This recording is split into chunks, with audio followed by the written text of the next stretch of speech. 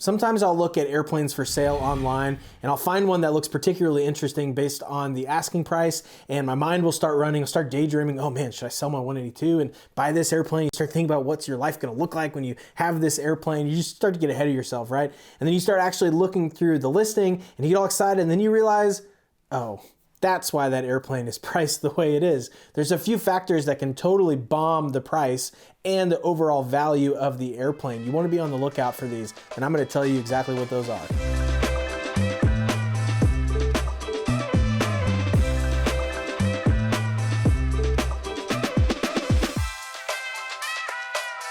Now, there are many factors that go into how airplanes are priced, but after I've looked through thousands of listings, both when I was buying my 182 and also just kind of for fun in my own continuing education, after looking through thousands of those, I've really noticed that there are about 5 factors in particular that can really drop the price very, very quickly.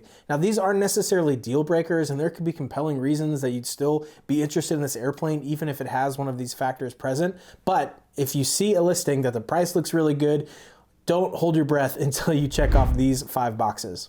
The first factor is time since major overhaul on the engine. Engines have to be overhauled, basically rebuilt or replaced every so often based on the manufacturer will give some guidance on this. And then it's not like as soon as you go over that amount, it's not airworthy or anything like that, but you're starting to enter the realm where the manufacturer is really recommending that you overhaul this. So for all intents and purposes, as the airplane gets closer to that recommended TBO or time before overhaul or time between overhauls, the airplane is really decreasing in value because you're about to have a major expense that needs to be incurred in that airplane. And so these can be really, really expensive. I mean, these can easily be 50 grand or more depending on which engine or what type of engine you are replacing. And so that can be something immediately that will drop the price.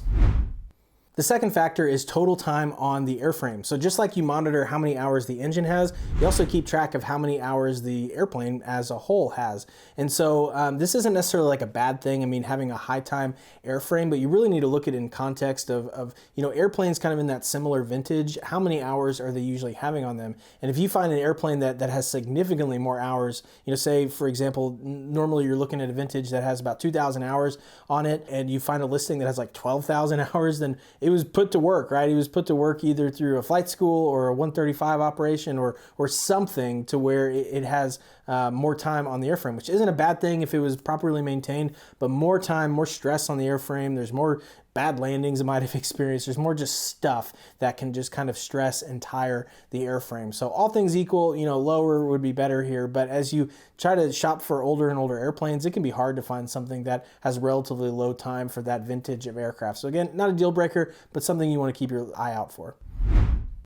The third factor is damage history. Think about it like buying a car. Would you rather have a car that has no damage history or one that's been through a few accidents and it's been put back together again? Obviously, all things equal, you would love it if it hasn't been in any sort of accident before. And so this isn't necessarily a deal breaker. And in fact, for older and older airplanes, it's gonna be harder to find ones that have just been intact their entire life and not been in some sort of incident. So it's not a deal breaker. You can work around it. But the big thing here is wanting to know if it was in an accident, what all was done, what happened in the first place, and then also what was done to rectify it. How was it repaired? And so that leads into the fourth factor, which is, does the airplane have complete logbooks? A lot of times you'll see airplanes that are discounted a lot because they have incomplete logs. Again, this isn't a deal breaker. You might decide to buy an airplane that is missing some logbooks, but the logbook is the entire diary. It's the journal of the airplane. It says exactly what has happened to it over its entire life. And so if you're missing logbooks, and this is not uncommon, but if you're missing them, it's a total black hole as to what may or may not have happened during that time. It could have gone through a really big accident and been put back together, and you've got no documentation of it whatsoever. And so some people are willing to sign up for that. Again, it might not be that huge of a deal, but all things equal, if the type of airplane you're looking for, there are a lot. Like if you're trying to buy a Cessna or something, there's going to be tons of other listings. All things equal, I personally want to have complete logbooks because I want to be able to know what's happened to that airplane throughout its life. So if you do buy an airplane, make sure to keep the logbooks locked up in a safe. Don't leave them in the airplane. You want to keep them in a very safe place because if you lose them, you're also losing a lot of value to go along with the airplane. And the fifth factor that can quickly impact price is the avionics panel. A lot of times you'll see some airplane that looks good otherwise, but it's got a totally original panel from the 1960s or something. And so this might not actually be a bad thing for you, especially if you're just looking for a basic VFR panel. You're not looking for a sophisticated IFR platform and partial glass and all that stuff. So this could be a really cool opportunity for you to buy a really good, well-maintained airplane that just doesn't really have a very updated or updated at all panel, but for a lower price. But if you're looking for a more sophisticated panel, I think it can be cheaper to go ahead and buy one that's outfitted with all of that, because typically sellers aren't going to make all of their money back on that. Whereas if you were to buy one and upgrade the panel yourself, it might be a little more expensive net. But this can really drive the price. And so I see that all the time. Airplane looks really, really great. It's got all these other cool factors, and it looks like I'm gonna have to spend 40 grand upgrading this panel to be the way that I want. So something else to be on the lookout for. So if you sort your listings from low price to high priced, more than likely the beginning listings, the low price listings, are going to have one or more of those factors that I just described, which could be a deal breaker for you. I know for me, like lost logs is a deal breaker. Won't be for everyone, but it is for me. And so the way that I like to pivot the data is sorting by engine time, low to high. I want to have low time on the engine, so I start sorting it that way. But there's a really, really good way to view these listings that I think will make you really, really proficient in spotting good deals from bad ones. So if you're serious about airplane shopping, I would highly encourage you to build out your own spreadsheet and build out your own comps, your own comparables, because looking from listing to listing, they're also different on all of these different factors that really you need to have all the data in a neatly summarized way to be able to make sense of whether or not an airplane you just found is a good deal in relation to the rest of the market. And if only a few planes are for sale of the particular kind you're looking for at any given point in time, and you only have like 4 others to compare it to, well, this model that you can develop over time can be a huge asset to you, because instead of just comparing it to the 4 other ones on Trade-A-Plane that are available, you can compare it to the 100 that you have over the course of time already documented. And so let me briefly walk you through how to create this model. So you'll need some sort of spreadsheet, either Google Sheets or Excel obviously would work great. And what we're gonna do is we're gonna set up different columns of data. These would be different parameters of any given listing of the things that we wanna track. And then each row in that spreadsheet will be an individual listing. So the end product is that we could have 100 listings that have all of those different factors neatly organized, so we can kind of compare and see, okay, well, airplanes with this type of engine time, or airplanes that were similar to this but didn't have the avionics package, were kind of priced here. So you can start to build your own comparable model, and that's going to help you become really, really, really good at looking at these listings. So a few of the first data points we'll need are really easy to grab. They're already very easy to find in the listing, and then some of them we're going to have to come up with our own kind of rating system, but it doesn't have to be hard, and I'll walk you through it.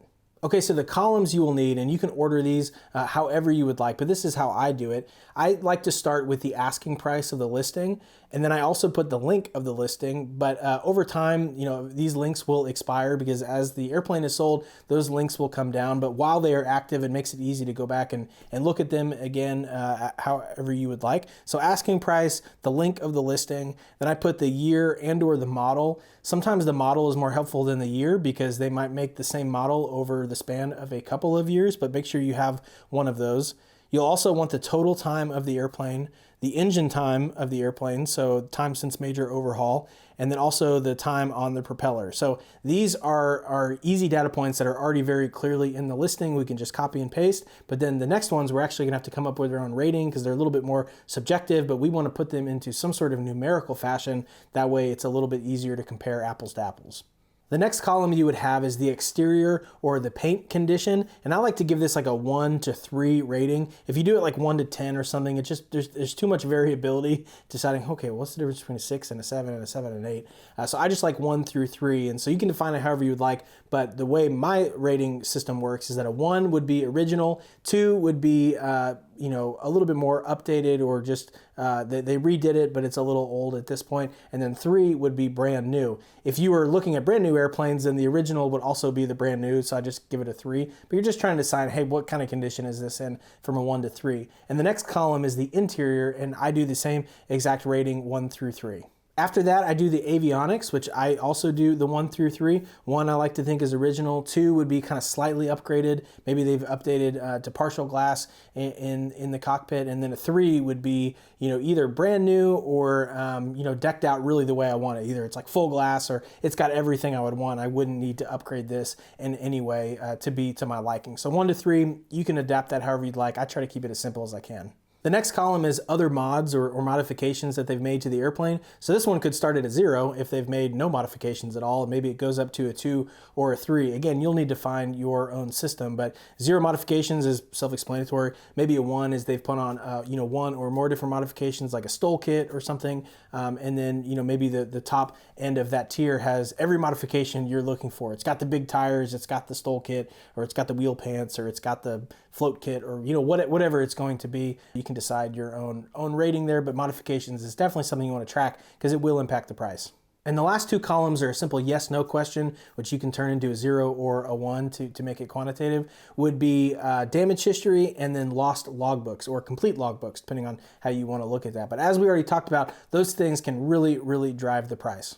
So if you track all of these parameters for many listings, then over time, you're going to become really, really well versed in how that particular airplane is priced. And so it's going to really help you identify kind of a good price from a bad price, and you've got the data to back it up. So if you're at all serious about owning an airplane, I think that is an awesome exercise, and start earlier than you think, because there might only be 7 airplanes or something for sale at that time that you're trying to research. So go grab those 7, go research those, and then a week later, go grab the next 3 that have come up. And then that way, over time, you've got a really, really good model to fall back on. So once you have this model, this is going to be an enormously helpful asset to you because it's really going to help you spot a good deal from a bad deal, and you can back that up by all the different parameters, and you'll know, okay, similar listings have kind of gone for this range, or hey, a listing, but just this one parameter was different, kind of went for this, so I can assign, hey, here's the variability in the pricing, and you can kind of back it up by something. A lot of people will just think about what their budget is to actually buy the airplane, but they don't give enough credit to what it's going to cost them once they buy it, just to own it, to have it sit there, to even fly it. There's a lot of costs that are associated with that, and so knowing how much it's going to cost you down the road might also impact how much you're willing to pay for it in the first place. Maybe you need to back off your purchase price to leave some in reserve for all of those ongoing costs and reserves and things like that. So what are those costs? Well, there's another video I put together that really outlines all of the ownership costs based on my own experience and my research, the ownership costs and operating costs for 7 commonly entry-level airplanes. And so I just document all that information there. I think it'll be a really good resource to you. So between this awesome model that you're going to be developing to really get a good handle on the different listings of the type of airplane you're looking for, and watching that video that kind of talks through the different ownership costs that you can use as a template to forecast your own ownership costs, you should be really, really well armed to make a great decision as to what airplane is going to be right for you, and you'll have a lot of fun doing it. So hope this video was helpful to you in your aviation journey, and hope to see you guys down in the comments section, and I'll see you next week.